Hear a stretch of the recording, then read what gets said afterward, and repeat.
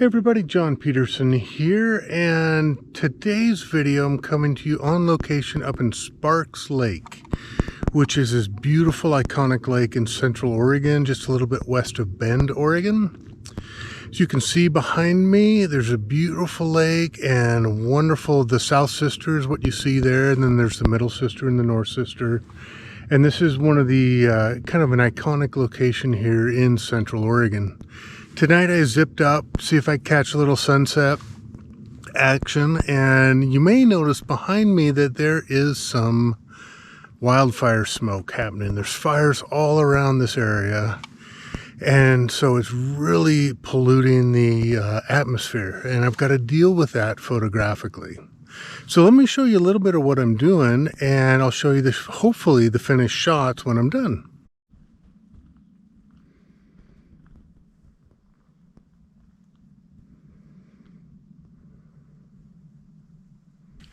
So as I'm sitting here, one of the first shots I want to do is a vertical orientation. Because the mountain's vertical, the reflection's vertical, I kind of originally just sort of picked this as a starting place for me. And as you can see right next to my camera, I've got these rocks right in the foreground, and then a couple of rocks off to the left that will make some great points of foreground interest. So let's go ahead and take this shot and see what happens.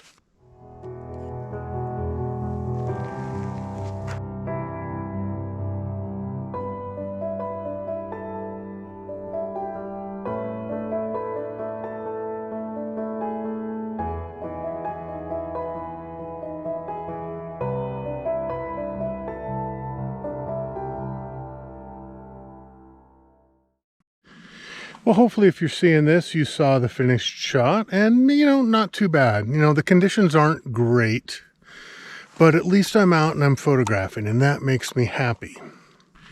Right now, it's kind of a funny in-between light time where it's a little too dark for an ND filter, but it's not dark enough to really smooth out the water without one.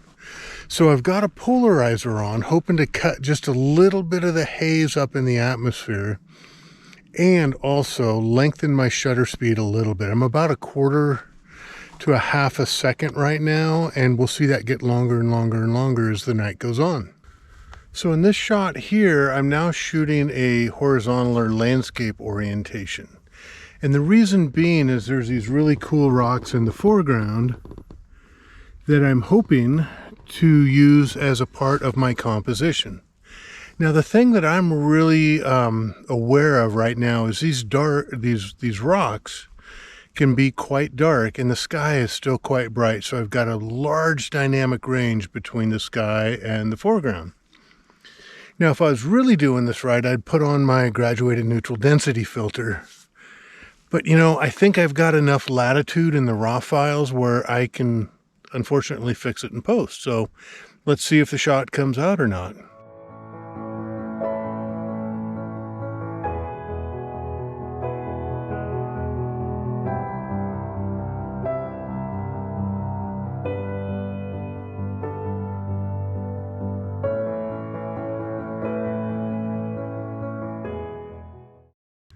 All right, the mosquitoes are getting bad, so I had to put on another layer to protect myself from the bugs.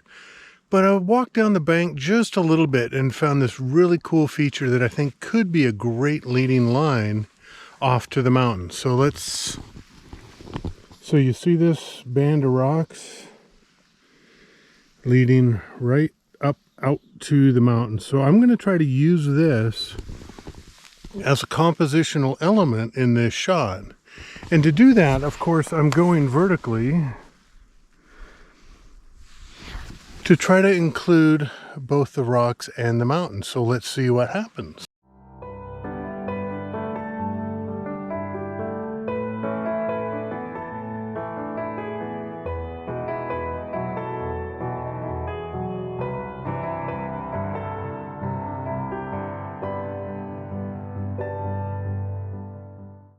So as the light is starting to fade now, a lot of the color's going away, which on one hand is bad, but on the other hand, Less direct light means that I can see the mountain a little bit clearer. So it's making for a few better mountain shots, which is great.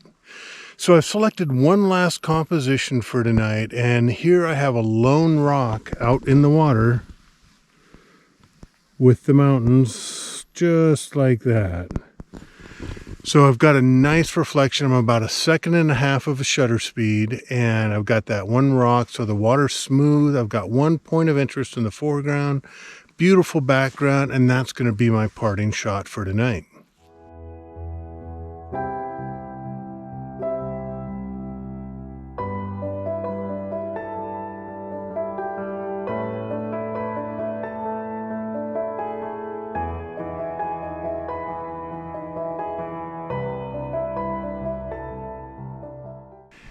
And here's a bonus tip for you.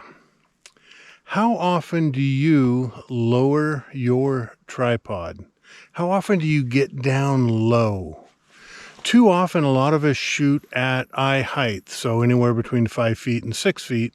That's typically where most people's tripods end up being from a height perspective.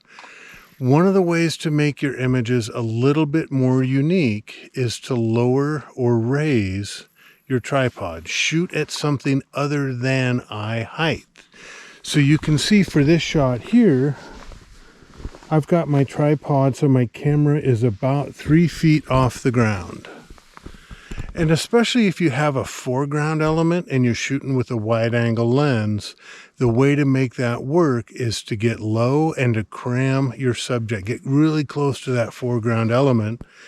And that way your perspectives when you use a wide angle lens is going to be that much better. So folks, lower your tripods. I know it's hard on your knees and hard on your back, but I tell you, your photographic results are going to pay off by doing that. All right, there you go. Quick tip.